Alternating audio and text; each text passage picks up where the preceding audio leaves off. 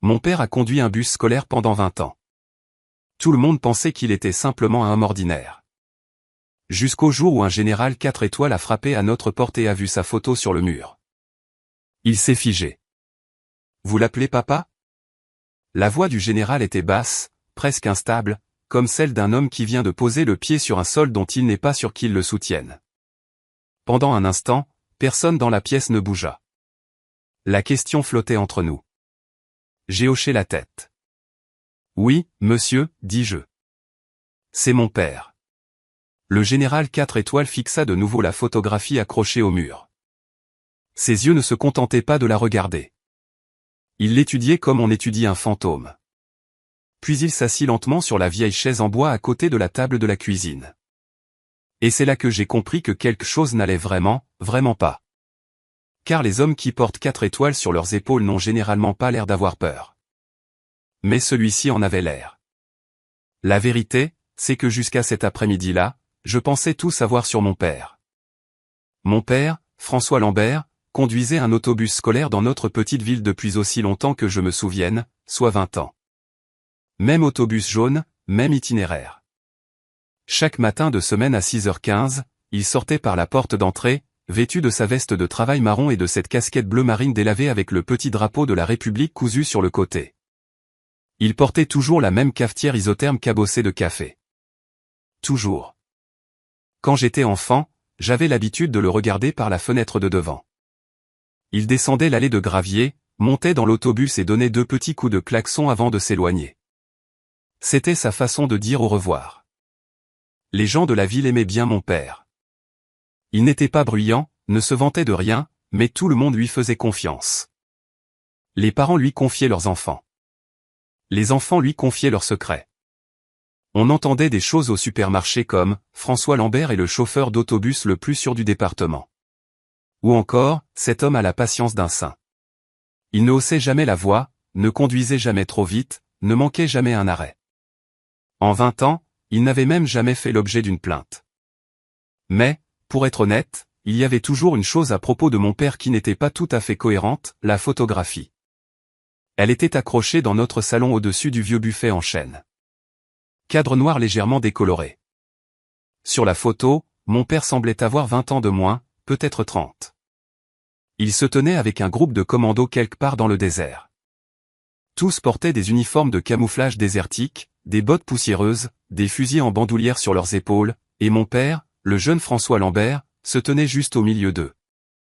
Visage sérieux, yeux durs, un homme différent. En grandissant, j'ai dû poser des questions sur cette photo une centaine de fois. Papa, quand cela a-t-il été pris? Il répondait, il y a longtemps. Où étais-tu à l'étranger? Qu'est-ce qui s'est passé là-bas? Et à chaque fois, il donnait la même réponse, rien qui vaille la peine d'être raconté. Il le disait gentiment mais fermement. Conversation terminée. L'étrange était qu'il n'agissait jamais comme quelqu'un qui recherchait des éloges. Au contraire, il évitait le sujet. Lors du jour du souvenir, lorsque la ville organisait sa petite parade sur la rue principale, papa ne défilait jamais avec les autres vétérans. Il se tenait simplement tranquillement sur le trottoir avec le reste d'entre nous. Chapeau baissé, main sur le cœur, regardant. C'était mon père. Silencieux, ordinaire, un homme qui se levait tôt, travaillait dur et rentrait chaque soir à l'heure pour le dîner. Le genre d'homme dont personne n'écrit jamais d'histoire. Du moins, c'est ce que je croyais jusqu'au jour où la berline noire s'est engagée dans notre allée. C'était un après-midi frais d'octobre. Les feuilles commençaient à virer au rouge et le vent était juste assez fort pour faire claquer les branches du grand érable devant la maison. J'étais en visite pour le week-end. Papa était encore en train de faire sa tournée d'autobus de l'après-midi. Maman était décédée quelques années plus tôt, donc nous étions souvent juste tous les deux à la maison. J'étais dans la cuisine en train de préparer du café quand j'ai entendu des pneus crisser sur le gravier dehors. Au début, j'ai pensé que c'était papa qui rentrait tôt. Mais quand j'ai regardé par la fenêtre, j'ai vu autre chose. Une longue berline noire, le genre qu'on ne voit pas souvent dans une ville comme la nôtre. Les portes se sont ouvertes et un homme grand, en uniforme militaire sombre, en est sorti. Même de la fenêtre, je pouvais voir les étoiles sur ses épaules, 4. Ma première pensée fut qu'il devait s'être trompé de chemin. Mais il a marché droit sur l'allée d'entrée comme s'il savait exactement où il allait. Puis il a frappé à la porte. 3 coups et ferme. Je me souviens d'avoir été plus confus que tout. Que pouvait bien vouloir un général 4 étoiles chez nous? Quand j'ai ouvert la porte, il avait l'air plus âgé que je ne l'aurais cru. Fin de la soixantaine, peut-être? Cheveux gris coupés courts. Des yeux bleus perçants qui semblaient tout remarquer en même temps. Bonjour, dit-il. Sa voix était calme, mais elle portait une autorité à laquelle on ne s'oppose pas. Est-ce bien la résidence de François Lambert? Oui, monsieur, répondis-je. C'est mon père. Il étudia mon visage une seconde. Puis il hocha la tête. Je m'appelle Robert Vasseur, dit-il. J'ai servi avec votre père il y a de nombreuses années. C'est. Et là m'a surpris. Papa n'avait jamais mentionné avoir servi avec un général. Serait-il possible d'entrer, demanda-t-il. Quelque chose dans sa façon de le dire donnait l'impression que c'était moins une requête qu'une chose importante. Alors, je me suis écarté. Bien sûr, monsieur. Il est entré lentement et c'est là que tout a changé, car au moment où le général Vasseur a pénétré dans le salon, ses yeux se sont posés sur la photographie. Il a cessé de marcher complètement. J'ai vu la couleur quitter son visage. Pendant un long moment, il n'a pas dit un mot. Il fixait simplement la photo de mon père et de ses commandos dans le désert. Puis sa main a agrippé le dossier de la chaise à côté de lui et il a murmuré quelque chose. Quelque chose que j'ai à peine entendu. Bon sang. Finalement, il s'est tourné vers moi. Sa voix était plus basse maintenant, presque incertaine. Vous l'appelez papa? J'ai de nouveau hoché la tête. Oui, monsieur. Il a regardé de nouveau la photographie. Et quand il a parlé à nouveau, les mots ont crispé mon estomac. Fils, dit-il lentement. Selon tous les dossiers militaires de la capitale, cet homme aurait dû mourir il y a 20 ans. Les mots sont restés suspendus dans l'air comme l'écho d'un coup de feu. Cet homme aurait dû mourir il y a 20 ans. Pendant un instant, je ne savais que dire. Je fixais simplement le général Vasseur. Puis j'ai regardé la photographie sur le mur. Mon père en tenue de camouflage dans le désert à côté d'un groupe de commandos. La même image que j'avais vue tous les jours de ma vie. Comment est-ce possible, demandai-je enfin. Le général ne répondit pas immédiatement. Il se leva lentement et s'approcha de la photographie, l'étudiant à nouveau, comme quelqu'un essayant de confirmer quelque chose d'impossible. C'est bien lui, murmura-t-il. Sans aucun doute. Il se retourna vers moi. Vous avez dit que votre père est dehors en ce moment. Oui, monsieur, dis-je. Il termine sa tournée d'autobus de l'après-midi. Le général hocha lentement la tête. François a toujours tenu à finir son travail, dit-il doucement. La façon dont il prononça le nom de mon père donnait l'impression qu'il se souvenait de quelqu'un qui était parti depuis très longtemps. Je lui ai servi une tasse de café, en grande partie parce que j'avais besoin d'une occupation pour mes mains. L'horloge de la cuisine tic-tac bruyamment sur le mur. Aucun de nous ne parla pendant 1 minute ou 2. Finalement, j'ai posé la question qui me taraudait depuis l'arrivée de Vasseur. Vous connaissiez mon père et les commandos? Le général Vasseur laissa échapper un long souffle. Oui, dit-il. Très bien. Il prit une gorgée de café. Puis il regarda autour de la maison, le canapé usé, le vieux tapis, la petite télévision posée sur la table d'angle. C'était une maison américaine normale.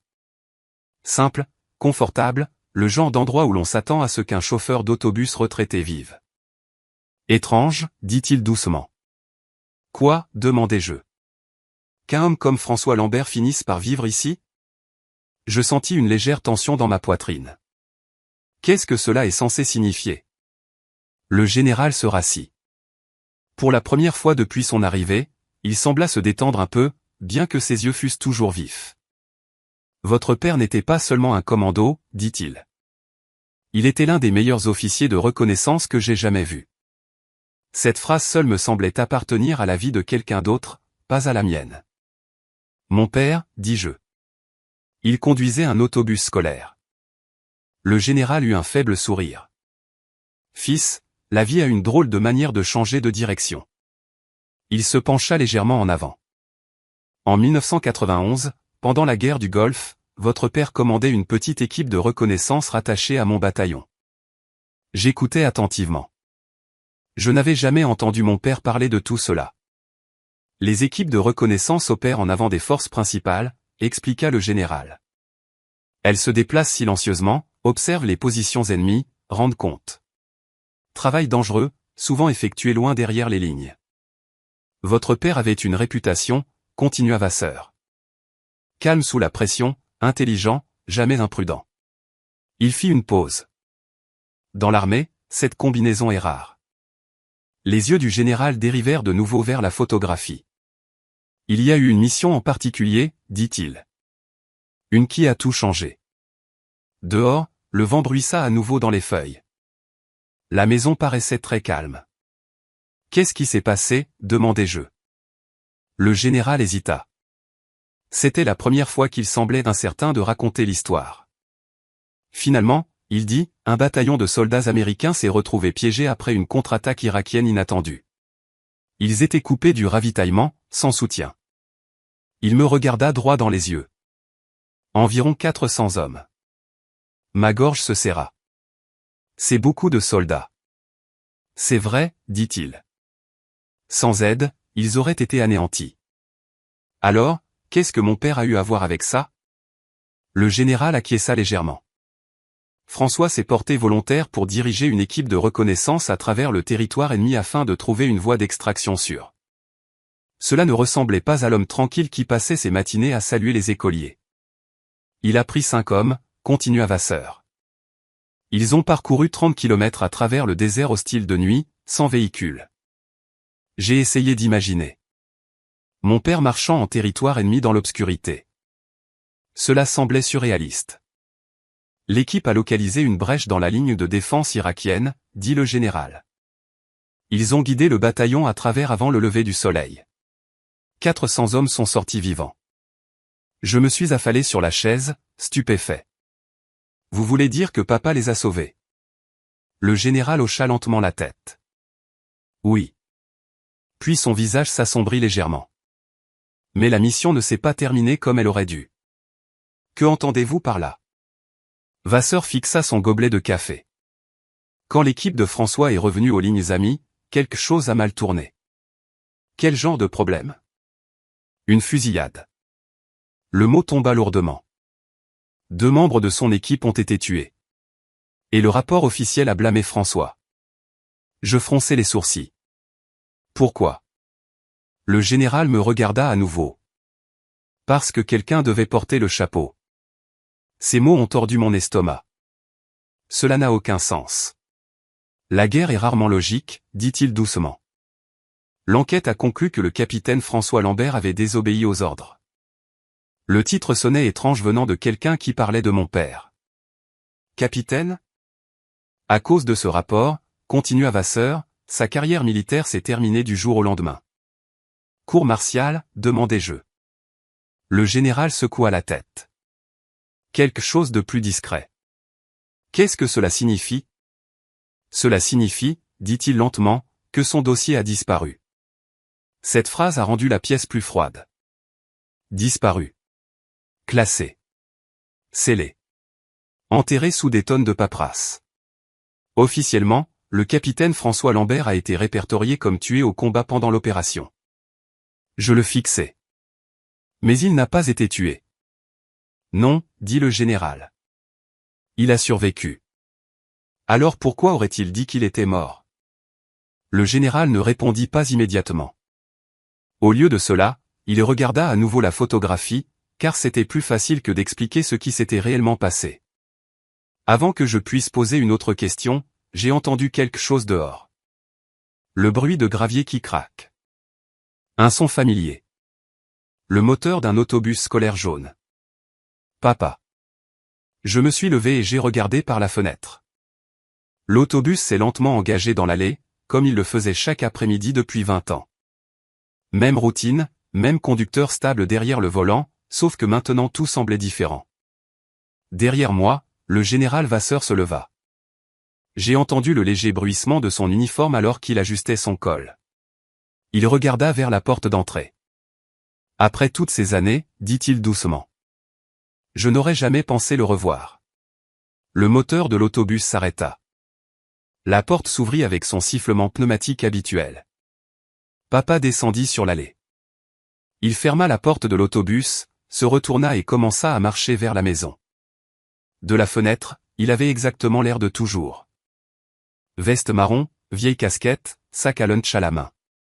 Mais maintenant je savais quelque chose que je n'avais pas su une heure plus tôt.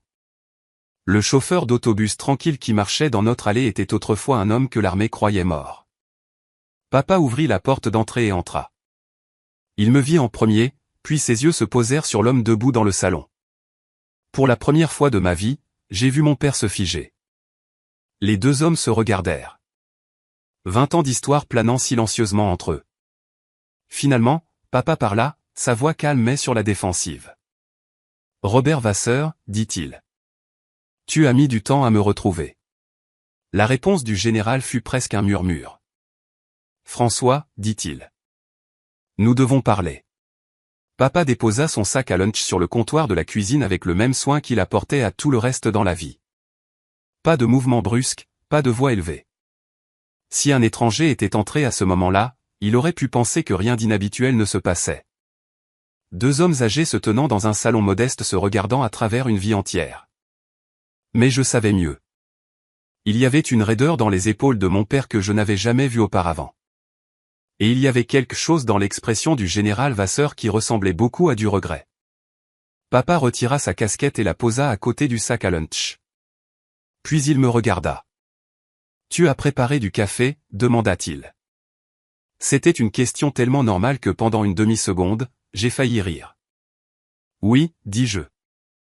Il en reste. » Il hocha la tête une fois. Puis il se retourna vers le général. « Tu ferais mieux de t'asseoir, Robert, dit-il. Tu as l'air plus âgé que dans mon souvenir. » Le général eut un petit sourire fatigué. « Toi aussi. » Papa se servit une tasse de café et s'assit à la table de la cuisine comme si c'était juste une autre soirée ordinaire. La lumière d'octobre filtrait à travers les rideaux, captant la vapeur de sa tasse. Il enroula ses deux mains autour d'elle avant de boire une gorgée. Personne ne parla pendant plusieurs secondes. Finalement, je posai la question qui me brûlait l'esprit depuis l'arrivée de Vasseur. « Papa, est-ce vrai ?» Il me regarda attentivement. « Quelle partie ? Que tu étais capitaine des commandos. Qu'ils aient dit que tu étais mort ? Que quelque chose s'est passé là-bas et que ton dossier a été enterré. » Il resta silencieux un long moment. Puis il laissa échapper un souffle par le nez et baissa les yeux vers la table. « Je suppose que si Robert est ici, il ne sert à rien de faire semblant davantage. » Le général se pencha légèrement en avant. « François, il mérite de savoir. » Papa lui lança un regard vide. « Tu crois que je ne le sais pas ?» Puis il se tourna vers moi. « Oui, dit-il. J'étais officier des commandos. » Même l'entendre le dire semblait étrange. C'était comme entendre votre pasteur admettre qu'il était autrefois boxeur professionnel. J'ai servi dans une unité de reconnaissance pendant la tempête du désert. Capitaine à l'époque, avant cela, des années d'entraînement, d'exercice sur le terrain, assez de sable et de poussière pour durer 3 vies. Il le dit simplement, sans fierté. Je ne voulais pas dire parce que je ne voulais pas que cette partie de ma vie devienne le centre de cette famille. Je tirai la chaise en face de lui et m'assis. Et qu'est-ce qui s'est passé ensuite ? Papa fixa son café. Une mauvaise mission, dit-il. Le général Vasseur bougea. C'était plus que ça. Les yeux de papa se levèrent vers lui. Je sais exactement ce que c'était. La pièce redevint silencieuse. Puis papa commença. Nous étions rattachés au bataillon de Robert. Reconnaissance signifie que vous vous déplacez devant tout le monde. Vous voyez ce qu'ils ne peuvent pas encore voir. Parfois vous revenez, parfois non. Il prit une autre gorgée, puis posa sa tasse. La mission dont Robert vous a parlé, celle où nous avons trouvé une voie de sortie pour ces hommes piégés, cette partie est vraie. Nous les avons fait sortir. Non pas parce que j'étais un héros, mais parce que les hommes avec moi étaient bons dans leur travail. Il le dit de la manière dont les hommes décents le font souvent, repoussant le crédit loin d'eux. Nous étions 6. Nous nous sommes déplacés la nuit, sommes restés cachés, avons évité les radios à moins d'y être forcés. Nous avons trouvé un passage dans la ligne ennemie. Nous l'avons marqué, renvoyé l'information, et avons guidé le bataillon à travers avant l'aube. Il regarda ses mains. 400 hommes sont sortis vivants. Les mots atterrirent doucement, mais ils changèrent la forme de la pièce. J'essayais d'imaginer cela. Mon père, celui qui aidait les vieilles dames à charger leurs courses dans leur voiture et qui se souvenait de l'anniversaire de chaque enfant sur sa tournée, puis je demandai, sa mâchoire se contracta. Et puis on nous a dit d'attendre l'arrivée du transport. Il fit une pause. Cet ordre a changé. Le général Vasseur baissa le regard. Il connaissait déjà cette partie. Papa continua. Un colonel, l'un des planificateurs rattachés au commandement, a envoyé une directive révisée. Nous devions pousser plus à l'est et confirmer une position d'artillerie suspectée. Était-ce un ordre réel, demandai-je. Papa eut un petit sourire sans humour. Cela dépend de qui vous demandez. Il expliqua que le message était arrivé vite et tard sans la chaîne de confirmation normale à laquelle il faisait confiance. Mais dans la guerre, les retards tuent aussi des gens. Si la position d'artillerie était réelle, des troupes américaines étaient toujours en danger. Alors, vous avez obéi, dis-je. Je l'ai fait, dit-il sans s'excuser. Nous sommes sortis avant l'aube et nous sommes tombés dans un piège. Le vent frappa une branche lâche contre le côté de la maison. Pas de batterie d'artillerie, dit-il. Pas d'objectif clair, juste de mauvaises informations, un mauvais timing, et des tirs ennemis venant de plus de directions qu'il n'aurait dû. Il déglutit. Le général parla doucement. François a perdu 2 hommes. Papa ne le regarda pas. Je me souviens de chacun d'eux. Il prononça leur nom lentement, comme pour poser des pierres en ligne. Danny Ruiz, Caleb Turner. Il laissa les noms flotter dans la pièce. Ruiz avait 23 ans. Turner avait une petite fille à la maison qu'il n'avait pas encore rencontrée. Je ne savais que dire. Il y a des moments où les mots semblent bon marché, et c'était l'un d'eux. Les yeux de papa restèrent fixés sur la table. Nous nous sommes frayés un chemin avec les autres. Nous sommes revenus meurtris, épuisés, à moitié aveuglés par le sable et la fumée. Je m'attendais à des questions.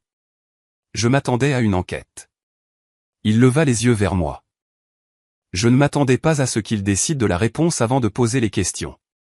Je sentis la colère monter en moi, chaude et nette. Ils vous ont blâmé. Oui. Pourquoi? Désobéir aux ordres, agir sans autorisation, compromettre la mission. Mais vous aviez des ordres. J'avais un message. Il dit que ce n'était pas toujours la même chose. Le général Vasseur parla finalement. François a soulevé des préoccupations immédiatement. Il a dit que la chaîne d'ordre semblait fausse, mais à ce moment-là, le commandement se protégeait déjà. Papa donna un petit signe de tête. Il y avait un colonel impliqué. Bonne famille, dossier soigné, ami dans tous les bons bureaux. Il était à une promotion d'une étoile de général. Une opération ratée liée à sa planification l'aurait achevé. Alors ils vous ont sacrifié, dis-je. Papa me regarda fixement. Ils ont sacrifié la vérité. C'était d'une certaine manière pire. Je me reculai de la table et me levai, trop agité pour rester assis. Vous avez juste laissé faire. Dès que les mots m'échappèrent, je regrettais leur dureté. Papa ne broncha pas. Oui, dit-il. Cela ne fit que me mettre davantage en colère. Comment avez-vous pu les laisser dire que vous étiez mort? Comment avez-vous pu rentrer à la maison et faire comme si rien ne s'était passé? Son visage s'adoucit, mais seulement un peu. Parce que j'étais fatigué, dit-il. Parce que ta mère était enceinte. Parce que 2 hommes étaient morts et que c'était moi qui devais écrire des lettres à leur famille. Parce que j'avais déjà vu ce que font les institutions lorsqu'elles décident qu'une histoire est plus importante que la vérité. Il se laissa retomber dans sa chaise. Et parce que parfois, survivre est le seul combat qu'il vous reste. Cela me fit taire. L'horloge de la cuisine tic-tac. Quelque part dans la rue, un chien aboya une fois puis s'arrêta. Après un moment, papa continua. Ils m'ont offert une sortie discrète. Pas de prison, pas de cour martiale publique, pas de journaux, juste des papiers signés dans des arrière-salles, des dossiers scellés, et un nouveau départ ailleurs. Vous l'avez accepté, demandai-je. Il hocha la tête. J'ai pris ta mère et nous avons déménagé. Nous sommes venus ici, avons trouvé une petite maison. J'ai obtenu une licence, appris les itinéraires, commencé à conduire un autobus scolaire. Le premier matin, j'ai pris une petite fille avec 2 dents de devant manquantes et une boîte à lunch plus grande que sa tête. Je me suis souvenu avoir pensé, peut-être que c'est suffisant. Sa voix avait changé à ce moment-là, pas brisée, juste fatiguée d'une manière ancienne et profonde. Suffisant pourquoi, demandai-je. Pour une vie, dit-il. Le général Vasseur parla de nouveau avec précaution. François, je ne suis pas venu ici pour rouvrir des blessures par plaisir. Papa le regarda. Alors pourquoi êtes-vous ici? Elle. Le général porta la main à la poche intérieure de sa veste d'uniforme et en sortit une épaisse enveloppe manille. Il la posa sur la table entre eux. Parce que pour la première fois en 20 ans, dit-il, j'ai la preuve que l'ordre était falsifié. Le visage de papa ne changea pas beaucoup, mais je vis ses doigts se resserrer autour de la tasse de café. Le général glissa l'enveloppe vers lui. Le colonel qui vous a piégé a laissé une trace. Elle était enfouie, mais pas assez bien. Un juriste du personnel a trouvé des incohérences lors d'une révision des dossiers. Mauvais horodatage, routage modifié, confirmation manquante. Je fixai l'enveloppe comme si elle allait traverser la table. Alors, c'est tout, dis-je. Il peut être exposé. Le général Vasseur me regarda. Il peut l'être. Puis il regarda mon père. Mais si nous faisons cela, toute la dissimulation reviendra à la lumière. Papa posa une main sur l'enveloppe, mais ne l'ouvrit pas. J'ai enterré cette vie pour une raison, dit-il. Et je suis venu la déterrer pour une seule, répondit Vasseur. Papa ne dit rien. Il resta assis là, un chauffeur d'autobus dans une cuisine modeste, avec 20 ans de silence sous une main et la vérité sous l'autre. Puis il me regarda et d'une voix si basse que je la faillis manquer, il dit, « Vous n'aimerez peut-être pas ce qui va suivre. » L'enveloppe resta sur la table de la cuisine comme quelque chose de vivant. Pendant un long moment, personne n'y toucha. Papa garda sa main légèrement posée dessus, presque comme on pose une main sur une vieille cicatrice, conscient de sa présence, mais pas prêt à appuyer trop fort. Le général Vasseur attendit tranquillement. Je me tenais près du comptoir, les bras croisés, les regardant tous les deux. Finalement, papa glissa l'enveloppe à travers la table. « Je ne vais pas l'ouvrir, dit-il. » Le général n'eut pas l'air surpris. Je m'en doutais. Papa se pencha en arrière dans sa chaise et regarda vers la fenêtre où l'autobus scolaire était garé dans l'allée. « Vous vous souvenez de quelque chose à mon sujet, Robert, dit-il calmement. Je ne cherche pas les ennuis. Le général hocha lentement la tête. Je me souviens. Alors vous vous souvenez de quelque chose d'autre, ajouta papa. Une fois que j'ai pris une décision, je ne reviens pas dessus. Vasseur soupira doucement. François, ce n'est pas seulement une question de vous. Papa tourna légèrement la tête. Ça ne l'a jamais été. Le général se pencha en avant. Ce colonel, Arthur Dubois, il est sur le point de prendre sa retraite. 40 ans de service, décoration, discours, un dossier sans tache. Papa ne répondit pas. Mais ce dossier a été bâti sur un mensonge, continua Vasseur. Votre mensonge. Je sentis la colère monter à nouveau dans ma poitrine. Alors, il va s'en tirer sans encombre, dis-je. Papa me regarda fixement. Assieds-toi, dit-il doucement. Je m'assis. Vous êtes en colère, dit-il. Oui, admis-je. Il hocha la tête. C'est naturel. Mais vous n'êtes pas en colère, demanda mon père. Papa réfléchit. Oh, j'étais en colère, dit-il doucement. Quand c'est arrivé, il se pencha en arrière et se frotta lentement les mains comme s'il se remémorait un long hiver. Pendant un moment, je n'arrivais pas à dormir. Chaque fois que je fermais les yeux, je revoyais le désert. Je voyais Ruiz et Turner allongés là. J'entendais la radio crépiter avec cet ordre qui n'aurait jamais dû exister. Il fit une pause. Je voulais que quelqu'un paie. Qu'est-ce qui a changé, demandai-je. Tu es né, dit-il simplement. Cette réponse m'a arrêté. Papa regarda le général. Quand j'ai tenu mon fils pour la première fois, j'ai réalisé quelque chose. Quoi donc, demanda Vasseur. Que la vengeance est une chose lourde à porter dans une nouvelle vie. Il haussa légèrement les épaules. Alors, je l'ai déposée. Le général l'étudia attentivement. Vous l'avez déposée, dit-il, mais elle n'a jamais disparu. Papa ne discuta pas. La vérité était juste là, sur la table. Je me penchai en avant. Qu'y a-t-il dans l'enveloppe, demandai-je. Le général Vasseur répondit. Des preuves. De quel genre? Le personnel du colonel a falsifié le journal des communications cette nuit-là. Le routage d'ordre original a été modifié après votre retour. Il tapa sur l'enveloppe.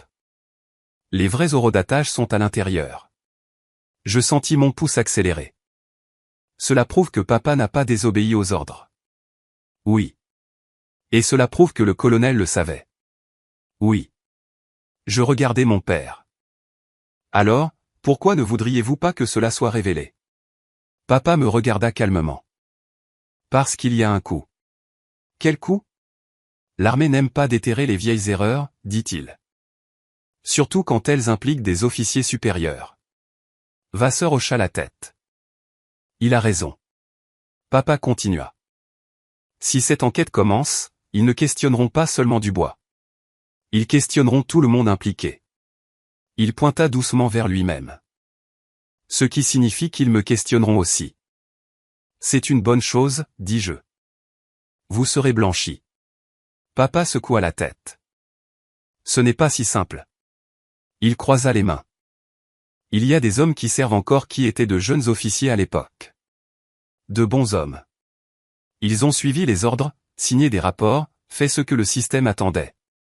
Il regarda à nouveau l'enveloppe.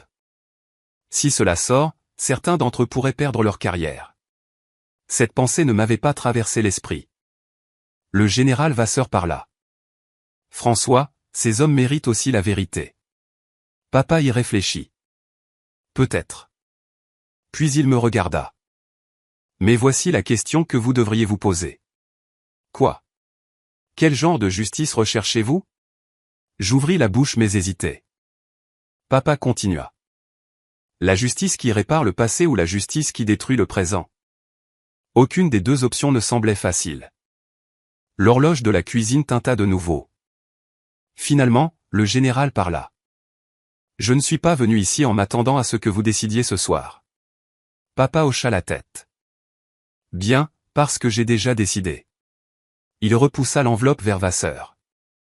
Prenez-la. Le général fronça les sourcils. Vous êtes sûr? Oui. Vous êtes prêt à laisser Dubois prendre sa retraite avec sa réputation intacte? Papa se leva et se dirigea vers la fenêtre. Il regarda l'autobus scolaire assis tranquillement dans l'allée. Vous voyez cet autobus? Demanda-t-il.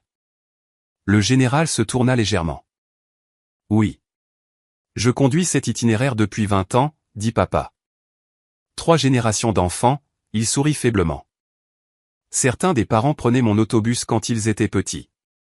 Il se retourna vers nous. J'ai aidé des élèves de première année égarés à retrouver leur sac à dos, me suis assis avec des enfants qui pleuraient parce que leurs parents divorçaient. J'ai attendu des minutes supplémentaires les matins de neige pour que personne n'ait à marcher trop loin. Sa voix s'adoucit. Cette vie signifie quelque chose pour moi. Je pouvais voir que la routine calme, le but tranquille. Papa continua. Si rouvrir ce dossier signifie traîner cette vie devant les tribunaux et dans les gros titres, alors non. Elle se tourna vers le général. Je ne suis pas intéressé. Le général Vasseur se frotta lentement la mâchoire. Je craignais que vous ne disiez cela. Je sentis un nœud de frustration se resserrer dans ma poitrine. Alors c'est ça, dis-je. Cet homme s'en sort. Papa me regarda attentivement. Fils, la vie ne consiste pas toujours à se faire payer de retour, mais elle devrait porter sur la vérité. Oui, convint papa. Mais parfois la vérité prend son propre chemin. Le général Vasseur se leva. Eh bien, dit-il doucement. Que vous le vouliez ou non, la vérité est déjà en mouvement. Les yeux de papa se plissèrent légèrement. Que entendez-vous? Le général hésita. Parce qu'une fois que j'ai trouvé les preuves, je n'ai pas pu les garder pour moi. La pièce devint silencieuse. Vous avez commencé quelque chose, dit papa. Je l'ai fait. Jusqu'où ça va? Vasseur expira lentement. Assez loin pour que le département de la Défense ait ouvert un examen discret. Mon cœur fit un bond. Un examen? Oui. Papa le regarda plusieurs secondes. Vous auriez dû me le dire avant de venir. Je voulais le faire, dit Vasseur, mais je voulais aussi vous voir d'abord. Pourquoi? Parce que si cela devient public, votre vie va changer que vous le vouliez ou non. Papa resta silencieux. Le vent dehors se leva, faisant claquer à nouveau la branche lâche contre le bardage. Après un long moment, papa parla. Tu as toujours été têtu, Robert. Le général sourit faiblement. Et tu as toujours été le meilleur homme avec qui j'ai servi. Papa ne répondit pas à cela. Au lieu de cela, il retourna à la table et prit l'enveloppe. Pendant un instant, il la tint à deux mains. Puis, il l'ouvrit. Il en sortit la première feuille de papier et lut à voix basse. Je regardai son visage. Au début, rien ne changea. Puis lentement, quelque chose se déplaça. Pas de colère, quelque chose de plus profond, de la reconnaissance. Finalement, il remit les papiers dans l'enveloppe. Eh bien, dit-il doucement. Il semble que le passé nous ait finalement rattrapés. Il me regarda. Vous vouliez des réponses, dit-il. Vous êtes sur le point d'en avoir plus que ce à quoi vous vous attendiez. Papa ne dit pas grand-chose après avoir ouvert l'enveloppe. Il resta simplement debout dans la cuisine pendant un moment, les papiers reposant mollement dans ses mains, la lumière de l'après-midi s'étirant sur la table. Finalement, il replia les documents dans l'enveloppe et la reposa. Ça semble réel, dit-il doucement. Le général Vasseur hocha la tête. Ça l'est. Papa expira lentement et se dirigea vers l'évier. Il rinça sa tasse de café même s'il en restait encore dedans. C'était une autre chose à propos de mon père. Quand quelque chose le préoccupait, il nettoyait des choses. L'évier, le comptoir, l'autobus, tout ce qui pouvait occuper ses mains. Je m'appuyai contre l'encadrement de la porte. Alors, que se passe-t-il maintenant, demandai-je. Papa essuya la tasse avec un torchon avant de répondre. Maintenant, dit-il. Maintenant, nous allons nous coucher. Demain matin, je conduis l'autobus. Je le fixai. C'est tout. Il se retourna et me regarda, calme comme toujours. C'est suffisant pour ce soir. Mais ce n'était pas suffisant pour moi. La vérité avait fissuré quelque chose dans ma poitrine, et je ne pouvais pas faire semblant que cela ne s'était pas produit. Voulez-vous vraiment ignorer cela, dis-je, pointant l'enveloppe. Papa retourna à la table et s'assit. Je veux y réfléchir. Le général Vasseur bougea sur sa chaise. Vous n'aurez pas longtemps, dit-il. Papa haussa un sourcil. Qu'est-ce que vous voulez dire? Le comité d'examen se réunit à Washington la semaine prochaine. Papa fronça légèrement les sourcils. Sitôt? Oui. Le général joignit ses mains. Une fois qu'ils auront vérifié les journaux de communication, ils rouvriront le rapport de mission et Dubois. Dubois, demanda papa. Il sera interrogé. Papa se laissa tomber en arrière. Cet homme est assis confortablement depuis 20 ans. Ce qui est précisément la raison pour laquelle la vérité compte maintenant, répondit Vasseur. Papa ne contesta pas. Mais je pouvais voir les roues tourner derrière ses yeux. Après un moment, le général se leva. Je devrais rentrer à l'hôtel, dit-il. Papa hocha poliment la tête. Je vous raccompagne. Les deux hommes sortirent ensemble sur le perron. Je restais à l'intérieur mais regardais par la fenêtre. Le soleil du soir était bas, peignant le ciel d'orange au-dessus des rangées de maisons de notre rue. Le général Vasseur se tenait à côté de la berline noire, sa casquette glissée sous un bras. Papa écoutait pendant qu'il parlait. Je ne pouvais pas entendre ce qu'il disait, mais je pouvais dire que c'était sérieux. À un moment donné, le général posa une main sur l'épaule de mon père. Papa ne bougea pas. Finalement, ils se serrèrent la main. Le général monta dans la voiture et s'éloigna, le gravier craquant sous les pneus jusqu'à ce que le bruit disparaisse au loin. Papa resta sur le perron quelques minutes après cela. Quand il revint à l'intérieur, la maison semblait plus calme qu'avant. Il ferma doucement la porte et entra dans le salon. Ses yeux se dirigèrent droit vers la photographie. Celle de lui et des commandos dans le désert. Il resta là un long moment. Vous ne m'avez jamais rien dit de tout cela, dis-je. Il ne se retourna pas. Je ne voulais pas. Pourquoi?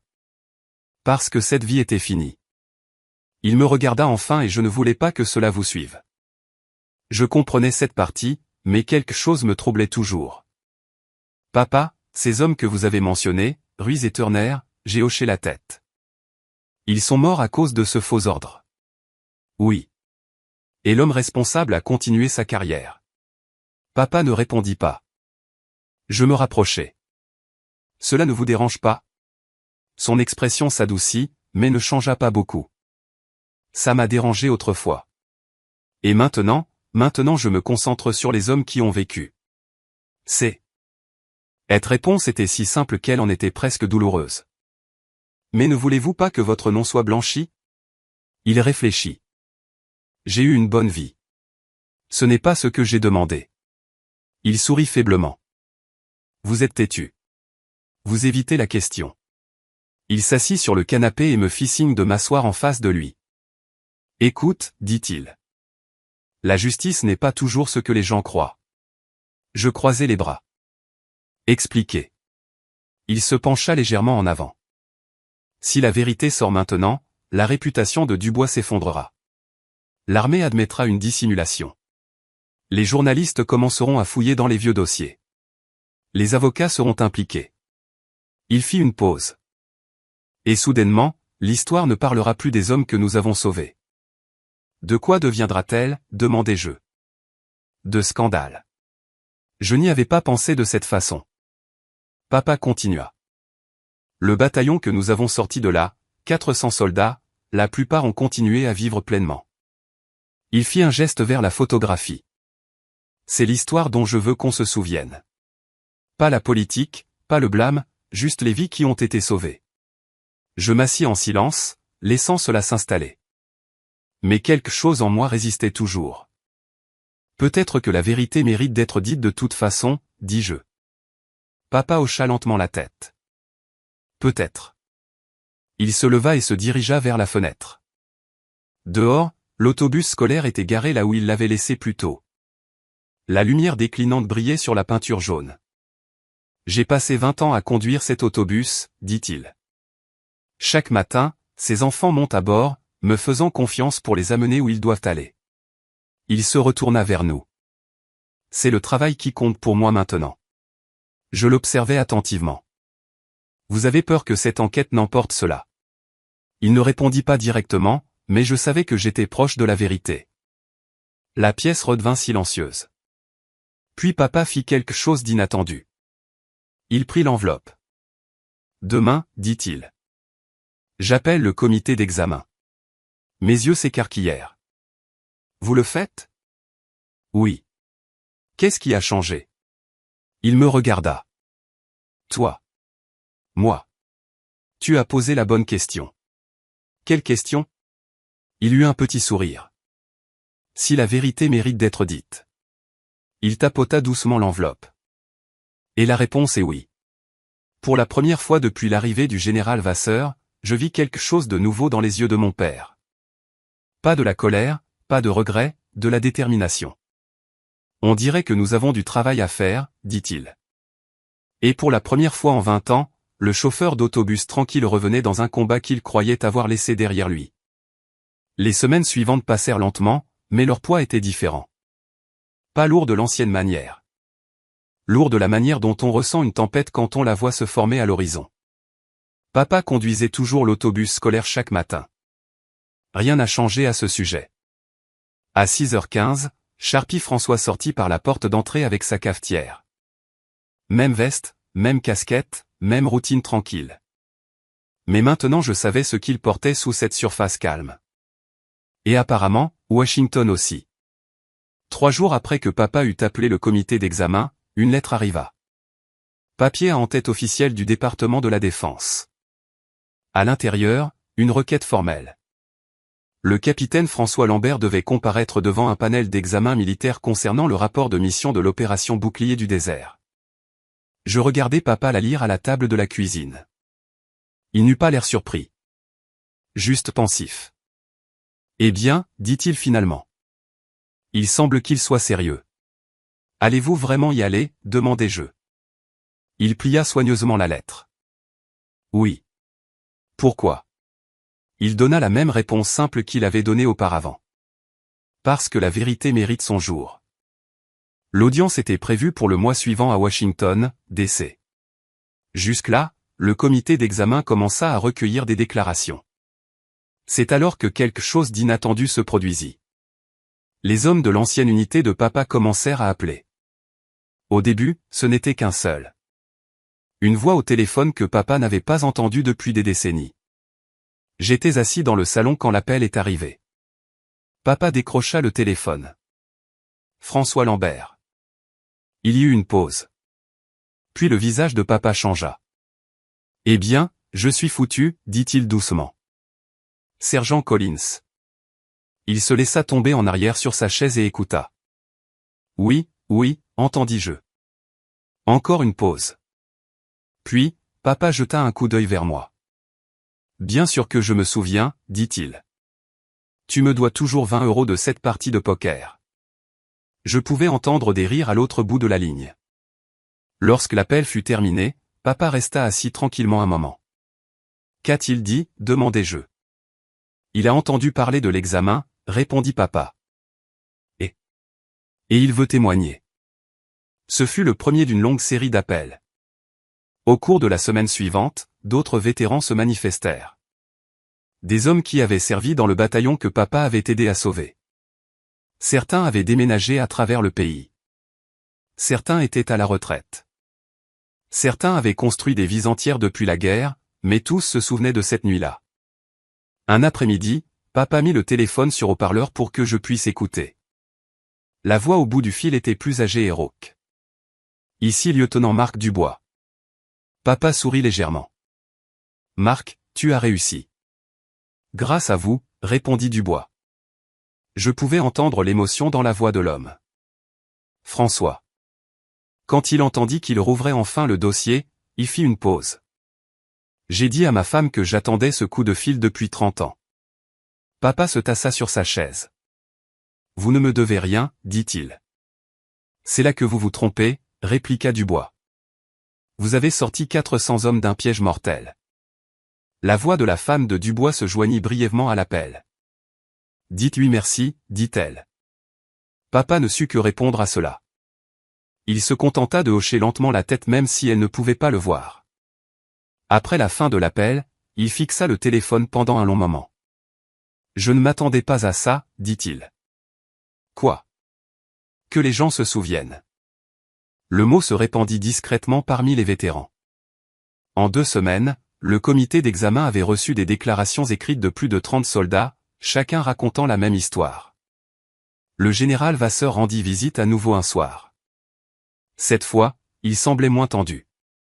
Ils prennent les témoignages au sérieux, dit-il. C'est bien, répondit papa. Vasseur se pencha en avant. Vous devriez savoir autre chose. Quoi? Les yeux de papa se plissèrent légèrement. Le colonel. Dubois. Oui. Qu'en est-il de lui? Il a été informé. La pièce devint silencieuse et je demandai, il a tout nié. Papa ne sembla pas surpris. Cela ressemble à Arthur, continua Vasseur. Mais les preuves sont plus solides qu'il ne s'y attendait. Quel genre de preuves, demandai-je. Le général ouvrit un dossier. Un ancien technicien des communications s'est manifesté. Papa haussa un sourcil. Qui? Sergent-chef Lewis. Papa cligna des yeux. Lewis? Vous vous souvenez de lui? Papa hocha lentement la tête. Le gamin qui s'occupait de l'équipement radio. Exactement. Vasseur eut un faible sourire. Eh bien, ce gamin est maintenant ingénieur en télécommunications à la retraite. Et il a gardé des copies. Papa se pencha en avant. Des copies de quoi? Des journaux de transmission originaux. Les mots restèrent suspendus dans l'air. Des journaux qui prouvent que le personnel du colonel a modifié l'ordre après le retour de votre équipe. Papa se rassit tranquillement. Pour la première fois depuis le début de ce processus, je vis quelque chose vaciller sur son visage. Pas de colère, pas de satisfaction. Quelque chose ressemblant à une clôture commençant à se former. « Quand est l'audience » demanda-t-il. « Dans 3 semaines » répondit Vasseur. Papa hocha la tête une fois. « Alors, il vaut mieux que nous soyons prêts. » Les semaines passèrent rapidement après cela. J'ai voyagé avec papa à Washington. C'était la première fois que je le voyais nerveux. Pas extérieurement, mais de petites choses le trahissaient. La façon dont il redressait sa veste 3 fois avant de quitter l'hôtel. La façon dont il vérifiait le dossier de documents encore et encore. L'audience eut lieu dans un bâtiment gouvernemental calme près du Pentagone. Pas de caméra, pas de journalistes, juste une longue table, plusieurs officiers, et le poids de 30 ans de silence. Quand papa entra dans cette pièce, les officiers se levèrent, non pas parce qu'ils le devaient, mais parce qu'ils le reconnaissaient. Le général Vasseur était assis à l'autre bout. Il donna un petit signe de tête. Papa lui rendit. Puis il prit place. L'officier supérieur s'éclaircit la gorge. « Capitaine Lambert, dit-il. »« Cela fait longtemps. » Papa répondit calmement. « Oui, monsieur. Nous apprécions votre volonté de réexaminer cette affaire. » Papa croisa les mains. La vérité mérite d'être réexaminée. L'audience dura des heures. Des témoins parlèrent. Des documents furent examinés. Les journaux de communication furent présentés. Au moment où cela se termina, la pièce semblait différente. Plus calme, plus lourde. L'officier supérieur parla finalement. Sur la base des preuves présentées, le Conseil conclut que le capitaine François Lambert n'a pas désobéi aux ordres. Ma poitrine se serra. Papa ne bougea pas. Le Conseil conclut en outre que le rapport de mission a été modifié après l'opération. Il fit une pause. La responsabilité de cette modification incombe au colonel Arthur Dubois. Le silence remplit la pièce. 30 ans de silence enfin brisé. L'officier ferma le dossier devant lui. « Capitaine Lambert, dit-il. Votre dossier sera corrigé immédiatement. » Papa hocha lentement la tête. « Merci, monsieur. » Mais l'officier n'avait pas terminé. « Il y a une autre question. » Papa leva les yeux. « En raison de vos actions lors de cette opération, le Conseil recommandera que vous soyez décoré de l'étoile d'argent. » Peine. D'un moment, papa se contenta de le fixer. Puis il secoua légèrement la tête. « Ce ne sera pas nécessaire. » L'officier sourit légèrement. « J'ai bien peur que cette décision ne vous appartienne plus. » Et pour la première fois en 30 ans, la justice avait enfin rattrapé la vérité. La cérémonie eut lieu 3 mois plus tard. Ce n'était pas le genre de grand événement militaire que l'on voit parfois à la télévision. Pas de grande scène, pas de caméra de télévision, juste une salle modeste sur une base voisine, des rangées de chaises pliantes, et un rassemblement tranquille de soldats, de vétérans et de quelques civils. Papa n'a failli ne pas y aller.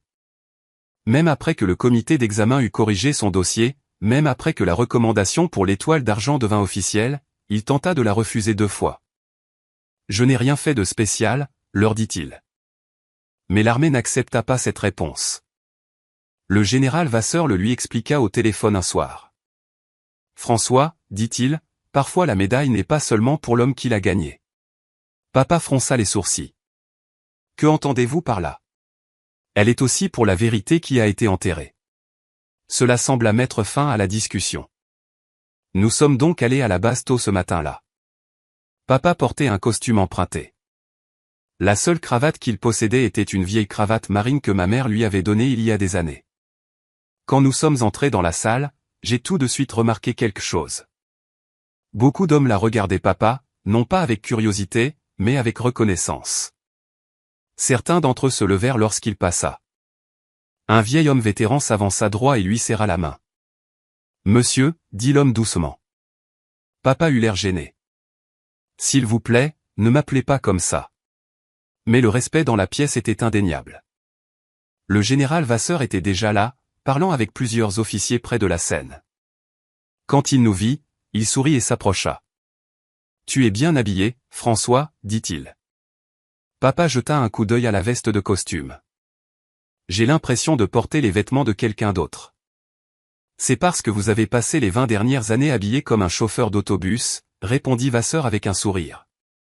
Papa eut un petit rire. Puis le général me regarda. Vous devez être fier de votre père. J'ai hoché la tête. Je le suis. La cérémonie commença peu après. Un colonel monta au podium et parla de la guerre du Golfe, du chaos du combat et de la bravoure des soldats qui accomplissaient souvent leur travail sans reconnaissance.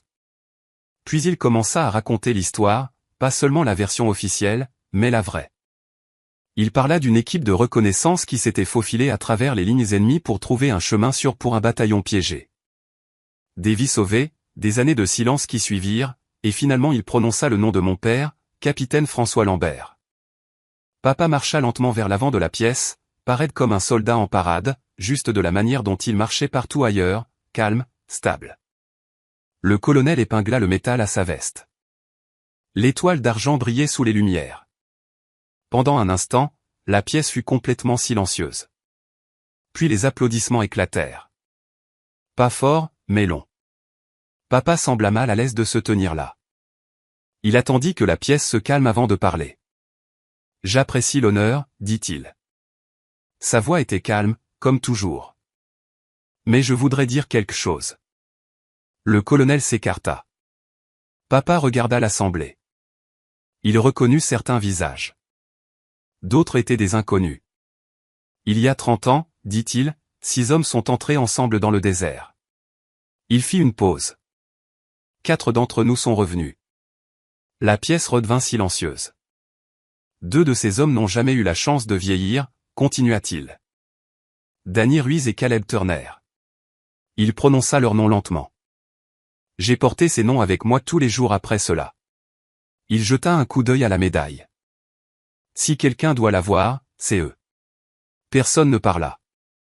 Papa regarda à nouveau l'assemblée. Je veux aussi dire autre chose. Il prit une respiration. Pendant les 20 dernières années, j'ai conduit un autobus scolaire dans une petite ville. Quelques petits rires discrets parcoururent la salle. Et je peux vous dire quelque chose à propos de ce travail, continua-t-il. C'est l'un des travaux les plus importants que j'ai jamais fait. L'auditoire écoutait attentivement. Chaque matin, ces enfants montent à bord, me faisant confiance pour les amener en toute sécurité là où ils doivent aller. Il sourit faiblement. Cette responsabilité signifie plus pour moi que n'importe quel métal. La salle resta silencieuse un instant. Puis les applaudissements revinrent, encore plus forts cette fois. Après la cérémonie, les gens vinrent lui parler. Vétérans, officiers, certains des soldats de ce bataillon. Un homme dans la soixantaine serra la main de papa avec ses 2 mains. Vous m'avez sauvé la vie, dit-il. Papa secoua doucement la tête. Vous vous êtes sauvé vous-même, répondit-il. Mais l'homme ne lâcha pas sa main immédiatement. Quand même, dit-il doucement. Merci. Plus tard dans l'après-midi, nous avons repris la route pour rentrer. Le soleil était bas dans le ciel quand nous sommes arrivés en ville. Les rues avaient exactement l'air qu'elles avaient toujours eu. Même supermarché, même dîner, même rangée de maisons avec des drapeaux américains sur leurs porches. Papa se gara dans l'allée et coupa le moteur. Pendant un instant, il resta assis là.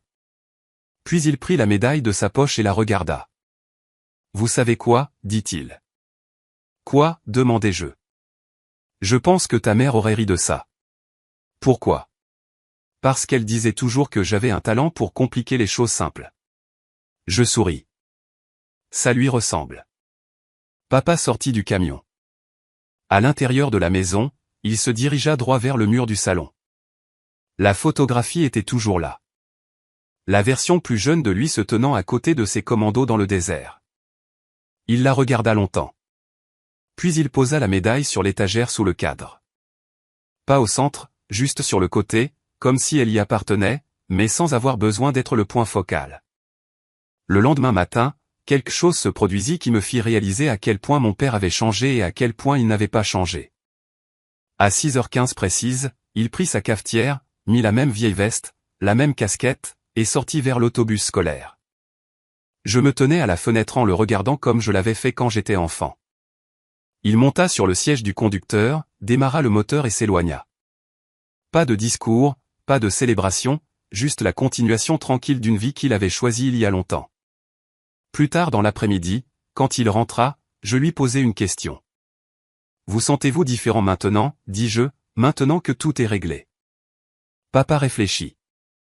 Puis il sourit. Un peu. Comment?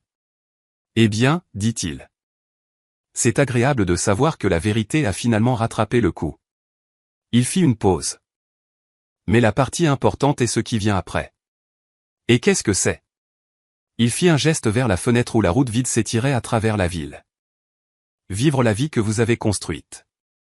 Ce soir-là, nous nous assîmes ensemble sur le perron, regardant le soleil se coucher. Le ciel est devenu le même orange profond que le jour où le général est arrivé. Après un moment, papa parla de nouveau. Vous savez, dit-il, beaucoup de gens passent leur vie à chercher la reconnaissance. Il regarda la rue tranquille.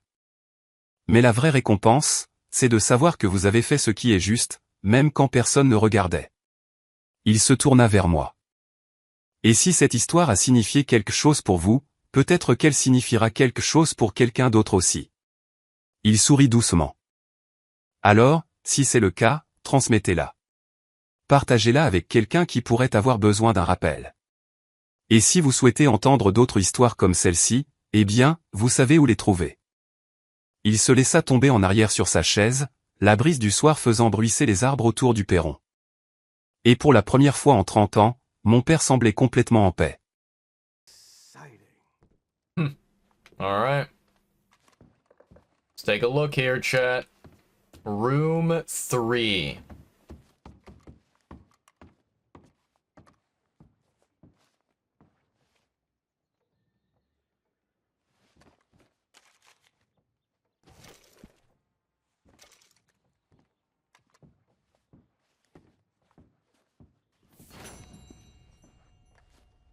Okay, that looks like a 3.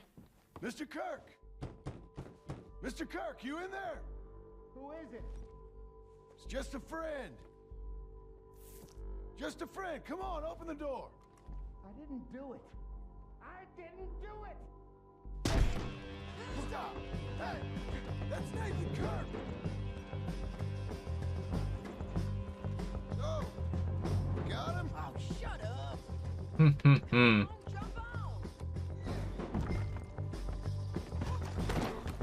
We gotta get after him. Remember, we want him alive, though. I know. Get it! He went right.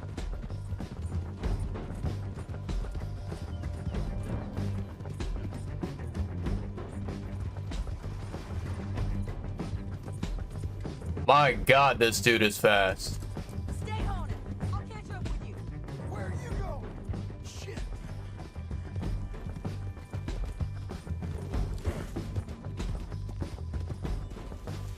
Where did this guy go? What the fuck?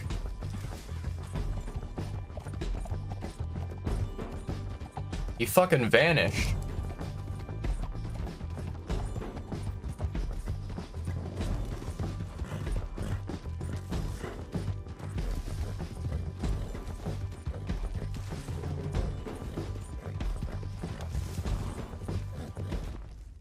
No way we lost him. Oh my god, chat.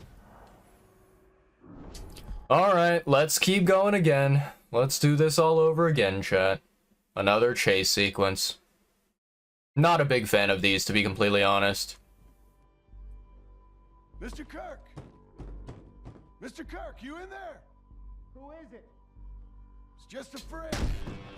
Stop. Hey, that's Nathan Kirk. Oh, got him? Oh, shut up. Come on, jump on.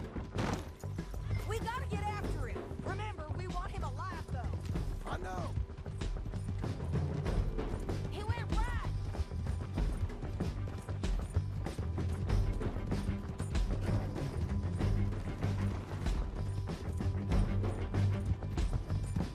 Stay on it. I'll catch up with you. Where are you going? Shit. Oh, he went down here. Got it.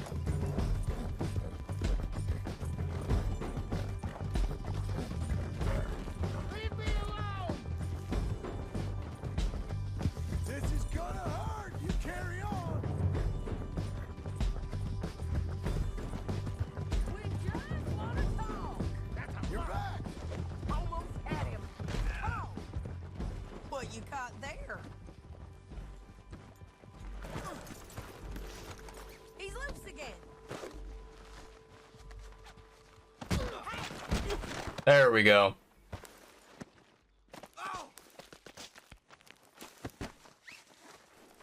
Well, we got him, chat. Come on, then. Thanks for that, Mr. Kirk. Real fun. I'm an innocent man, but it's all a mistake. My wife is a desperate woman. Desperate woman, huh? Sir, None of your business what I am. she made me do it. She broke me. Hey, quiet now. Where shall I send the money? I ain't been paid yet. Send it on my behalf to West Elizabeth Cooperative Bank in Blackwater. Pay down my loans. Might make them happy to see I've got a boss. So I've got a couple of other leads I could use your help with if you're interested. I'm usually at the saloon in Blackwater. I need money pretty bad, so I'll come find you. Hell yeah. Okay, okay.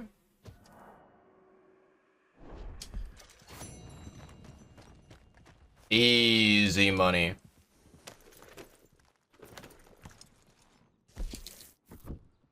All right, let's take a look here, chat. So, let's see. We have a bounty here that we could take. Not bad, not bad. We could take that bounty.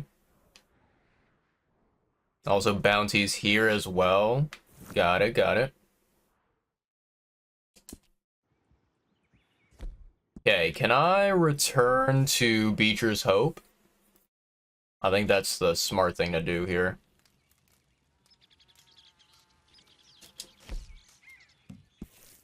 There we go. We do have an ad break that's going to be starting, chat, so I'll let the ads run and then we'll continue the story after that.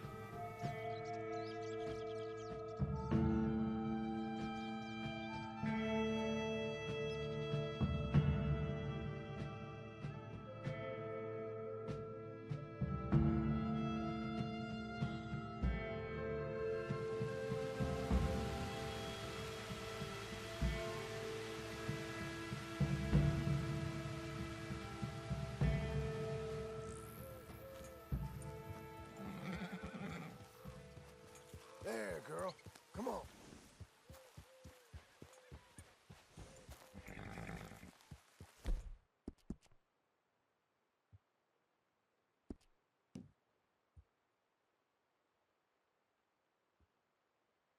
I should probably buy some goods for the horse, chat.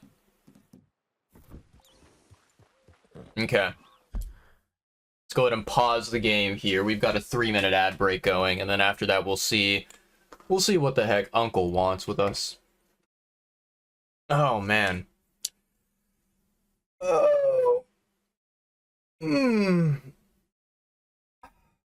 know, chat, one thing I dislike about morning times, right?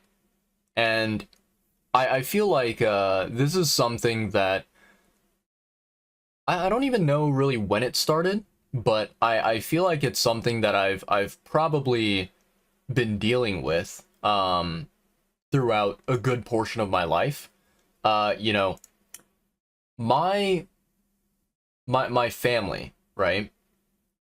My family, we have primarily, over time, over the years, we have primarily been a family where we kind of focus on just buying stuff that is, you know, that's necessary, that's relevant to, you know, our needs, right?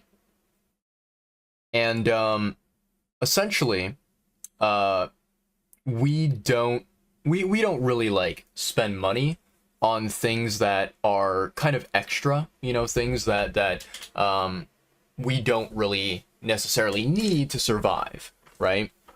So, oh man, one of the things that, like, you know, I grew up living this way, and we've never really been a family who kind of spends money on this.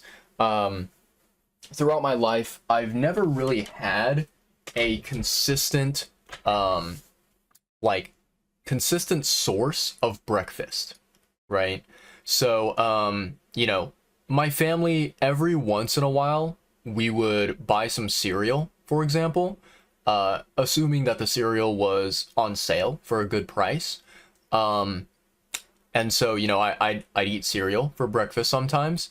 And then, there were other times where we would potentially get some other, like, kind of breakfasty items. One example is, like, I remember when I was a kid, when I was younger, we would sometimes buy toaster strudels, which I love toaster strudels. They are basically just sugary treats that you can eat for breakfast. And I love them a lot, right? But those toaster strudels, they do end up being expensive, and I don't think that they go on sale very often. So, the main point, the main story is that my family, we have never ever really consistently, kind of purchased any sort of like breakfast food items on a regular basis, right? We've never had like breakfast food items always in the house that we can rely on, that we can, eat in the morning and enjoy, right? So, things like cereal and whatnot, they were kind of just like luxury grocery purchases that we would get every so often, not very frequently. And I think that is probably one of the reasons why, I am not a big fan of the morning time. And, I have developed this sort of habit of not really eating any breakfast,